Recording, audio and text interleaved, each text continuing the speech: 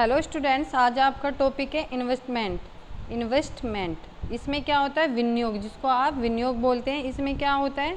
विनियोग वो होता है जैसे कि जब फॉर एग्जांपल जब कोई व्यक्ति होता है दूसरे व्यक्ति को शेयर खरीदता है, तो जो पहला व्यक्ति होता है वो विनियोग करता है और जो दूसरा व्यक्ति होता है वो विनियोग को ख़त्म करता है। विनियोग वो होता है जिसके अकॉर्डिंग आप जैसे कि अपने जीवन बीमा, लाइफ इंश्योरेंस, अल्पकालीन विनियोग, दीर्घकालीन विनियोग, जिससे कि आप अपने फ्यूचर को, जो फ्यूचर होता है उसको सिक्योर करते हो। और सिक्योर करने के लिए आपकी क्या होती है? सेविंग की जाती है। तो जो मैंने आपको पहली जो वीडियो में आपको सेविंग के बारे में बताया था उसी का पार्ट विनियोग होता है। तो चलो आज स्टार्ट करते हैं। विनियोग क्या होता है? इसमें होता है विनियोग, व्यक्ति अपनी कुल आय से कुछ न कुछ धनराशि आवश्यक ही बचाता है। क्या करता है? जो व्यक्ति होती है उसकी जो टोटल आय होती है उसमें वो क्या करता है? कुछ न कुछ जो उसकी धनराशि होती है जो वो खर्च करता है या उपभोग करता है, किसी वस्तु या सेवाओं को खरीदता है और उसका उपभोग करता है, तो उस पर क्या होती है? कुछ न कुछ उसके बाद उसे धनराशि आवश्यक ही बचाता है जो वो सेविंग करता है। फिर वह घरेलू स्तर पर कोष का निर्माण करता है। जब इस कोष में पर्याप्त धनराशि एकत्रित हो जाती है, क्या करता है? वो घरेलू जो स्तर पर होता है वो बैंक में या लाइफ इंश्योरेंस से या डाकघर में, ये क्या करता है? वो एक क्या करता है? उसका वो उसमें सेविंग करने का निर्माण करता है और पर्याप्त रूप से जो वो धन एकत्रित हो जाता है वो क्या करता है? उस सेविंग को अपना एक बना लेता है रूटीन मंथली। वो उसमें जैसे कि आप वो कहीं पे सेविंग करना स्टार्ट कर देता है। बट जब उस पे लगता है उसके 10,000 5,000 उस पे क्या हो गया? उसके पास मनी आ गई है, तो वो क्या करता है? उसको तब वह उसे डाकघर, बैंक, बीमा निगम आदि में धन में निवेश करता है तथा उससे ब्याज प्राप्त करता है।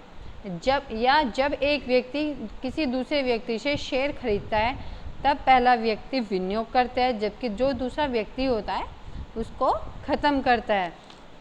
इसमें क्या होता है? वो कोष पर करता है तो वो किसके थ्रू? वो जो सेविंग करता है फिर वो बैंक में, डाकघर में, बीमा में या कोई प्रतिष्ठित जो कंपनियां होती है उसमें वो अपना धन निवेश करता है, मतलब धन जमा करता है। उस धन जमा करने पर उसको क्या मिलता है? एक टाइम पर ब्याज प्राप्त होने लगता है, जिससे वो क्या करता है? उस जो होता है उससे वो करने लगता है और उससे क्या हो? लाभ कमाता है। जो वो शेयर खरीदता है या उसमें जमा करता है उसको वो लाभ प्राप्त होता है और इसी धन का लाभ हेतु वो उचित स्थानों पर लगाना विनियोग, इन्वेस्टमेंट कहलाता है। जैसे कि फॉर एग्जाम्पल बताती हूँ।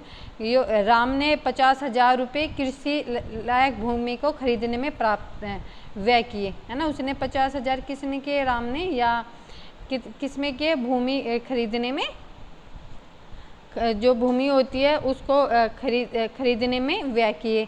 बट उसके बाद उसे प्रतिवर्ष 10,000 रुपये का अनाज उपजाता है ना। वो क्या किया? उसने 50,000 की तो भूमि खरीदी, बट उसके बाद उसने 10,000 रुपये प्रतिवर्ष अनाज उपजाऊ करने लगा और उसी 10,000 रुपये से उसे लाभ प्राप्त होता गया।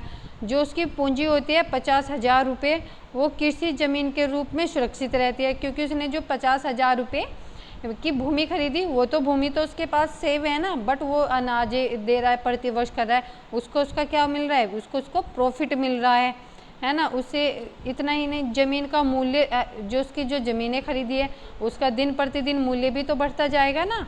जो अगले आने वाले टाइम में 10 साल या 20 साल बाद क्या हो जाएगी? उसकी ज़मीन की कीमत बढ़ जाएगी और 1 लाख, 2 लाख, 5 लाख तक हो जाती है। जिससे क्या होगा? जो राम की पूंजी होती है वो उसके साथ साथ वो लाभ भी प्राप्त करता है और ये लाभ हेतु ही वो धन लगाया जाता है। जब धन लगाया जाता है उसको विनियोग कहते हैं। और बचत और विनियोग में अंतर होता है, आप नोट कर लेना। बचत बराबर कुल आय माइनस कुल व्यय। फिर नेक्स्ट पैराग्राफ में लिखना विनियोग बराबर बचत प्लस ब्याज, जिसको आप लाभांश बोलते हो ब्रैकेट में, ऐसा करके लिख लेना, ठीक है ना। फिर उन्होंने बताया सामान्य भाषा में विनियोग का अर्थ। सामान्य भाषा में जो विनियोग का अर्थ होता है उन वस्तुओं को क्रय करना जिससे व्यक्ति को लाभ हो सके। क्या होता है, उन वस्तुओं का आप क्रय करना जिससे कि वस्तु को व्यक्ति का लाभ हो, वो वस्तु खरीदना जिससे कि आपको लाभ मिल सके। जैसे कि आपने ज़मीन खरीद ली तो उससे क्या, आप जो खेती कर रहे हो उससे आपको फसल जो बो रहे हो उससे भी आपको लाभ हो रहा है, और आपके पास जो पूंजी होती है वो भी सेफली रहती है। या आप मकान खरीद लेते हो, वो भी एक आपका लाभांश होता है। उसमें क्या करते हो आप घर में भी रहते हो, ज़मीन भी आपके पास है, हाउस भी आपका होता है, बट आप रेंट पे जब घर देते हो उसके थ्रू उसको आपको लाभांश मिलता है, ब्याज मिलता है। तो क्या होता है, ये आपको विनियोग कहते हैं। दूसरे शब्दों में उत्पादक वस्तु के क्रय में लाभ हेतु धन लगाना। जो उत्पादक होते हैं वस्तु के क्रय में क्या करते हैं, लाभ होते हुए वो धन लगाते हैं। जो विनियोग करते हैं वो किसके लिए करते हैं, लाभ के लिए किया जाता है, या व्यापारी में पूंजी लगाना ही विनियोग कहलाता है। उससे व्यक्ति की पूंजी के साथ साथ ब्याज या लाभांश के रूप में लाभ भी प्राप्त होता है। इसमें क्या होता है, उसको किसके थ्रू लाभ प्राप्त होता है, विनियोग के थ्रू प्राप्त होता है। जैसे कि आप जो उपभोग वस्तु आप खरीदते हो और जब व्यक्ति अपना उपभोग स्थापित करता है तो उससे क्या होता है, धन बचता है, और उस धन को वो बैंक के थ्रू भी जमा कर सकता है, या कोई प्रतिष्ठान ज़मीनें खरीद कर भी उस धन का यूज़ कर सकता है, विनियोग कर सकता है। तो इससे क्या होता है कि जो विनियोग है वो ख़त्म नहीं होता है। जैसे मैं आपको बताती हूँ, जब एक व्यक्ति क्या करता है, दूसरे व्यक्ति से शेयर खरीदता है ना, फॉर एग्ज़ाम्पल खरीदता है, तो पहला व्यक्ति क्या करता है, वो विनियोग करता है। जबकि जो दूसरा व्यक्ति होता है वो क्या करता है, वो विनियोग को ख़त्म करता है। इस प्रकार जब दूसरा व्यक्ति मकान खरीदता है तो पहला व्यक्ति विनियोग करता है और दूसरा व्यक्ति का विनियोग ख़त्म हो जाता है। तो क्या होता है, ये ऐसी प्रोसेस चलती रहती है जो आप उसको यूज़फुल बनाते हो। या आप क्या कर सकते हो, आप इसमें ये भी बता सकते हो कि आय तथा उपभोग के जो व्यय में अंतर आता है, जबकि विनियोग का अर्थ होता है जो आपकी बचत होती है, उसका मीन्स क्या होता है, आय तथा उपभोग का व्यय का अंतर। बट जो आपका विनियोग का अर्थ होता है वो नई पूंजीगत वस्तुओं का निर्माण करना। विनियोग क्या करता है, आपको कुछ ज़मीनें खरीदवाता है। जैसे आप ज़मीन खरीदते हो या घर खरीदते हो तो आपको उससे लाभांश मिलता है, तो वो आपका विनियोग होता है। नेक्स्ट आता है आपका मीनिंग ऑफ इन्वेस्टमेंट, विनियोग का अर्थ। तो इसमें यही बताया गया है, देखो बचत का अर्थ आय तथा उपभोग व्यय में अंतर, जबकि विनियोग का अर्थ है नई पूंजीगत वस्तुओं का निर्माण। जो आपकी इनकम होती है आप उससे क्या करते हो, उपभोग करते हो। उपभोग के लिए आप क्या करोगे, व्यय करोगे। जब कोई वस्तु खरीदते हो उसकी संतुष्टि पाने उससे संतुष्टि मिलने के लिए आप उपभोग करते हो। बट जब आप विनियोग करते हो तो उसमें क्या है, आपकी जो नई पूंजी होती है उसकी वस्तुओं का आप निर्माण करते हो। उस निर्माण में आप क्या देखते हो, आप उस मनी के थ्रू आप नई जो वस्तुएं हैं उसको खरीदते हो, फिर उससे लाभ प्राप्त करते हो।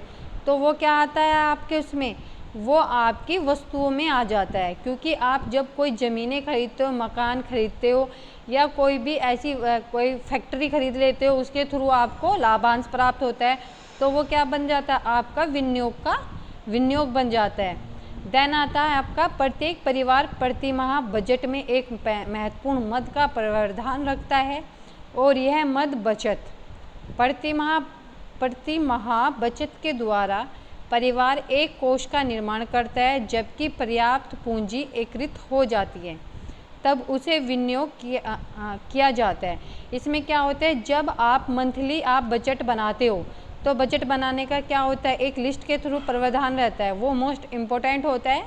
वो प्रावधान इसलिए रहता है क्योंकि आप उस लिस्ट के अकॉर्डिंग या उस फैमिली मेम्बर्स के नीड्स के अकॉर्डिंग आप क्या करते हो, बचत करते हो। और जो बचत क्या करते हैं, जब वो आप बचत करते हो वो आपके फैमिली में आ जाती है, जो आपके फैमिली कोष का एक निर्माण करता है। जब वो बचत सेविंग करना स्टार्ट कर देता है तो वो एक टाइम पे क्या करता है, उसके पास इकट्ठा हो जाती है। फिर उस इकट्ठी जो पूंजी होती है, उसकी जो मनी होती है, तब वो उसका विनियोग करता है और विनियोग के थ्रू ही वो उससे लाभांश प्राप्त करता है। देन आता है बचत एवं विनियोग में अंतर। बचत बराबर कुल आय माइनस कुल व्यय। जो आपकी सेविंग होती है वो आपकी टोटल इनकम के थ्रू होती है, और जो आपके वस्तु का उपभोग करते हो वो आपकी क्या होती है, व्यय में होती है, क्योंकि आप वस्तु खरीद रहे हो। देन आता है आपका विनियोग। इसमें क्या करते हो, विनियोग बराबर बचत प्लस ब्याज, ये लाभांश हो जाता है। इसमें क्या करते हो, जब इन्वेस्टमेंट करते हो तो इसमें क्या होती है, सेविंग के साथ साथ आपकी सेविंग तो होती है बट आपको लाभांश भी प्राप्त होता है। तो इससे क्या होता है, आपके आपकी जो वस्तु है, नई वस्तु, उसके थ्रू आप लाभांश प्राप्त करते हो जो आपके विनियोग में शामिल होता है।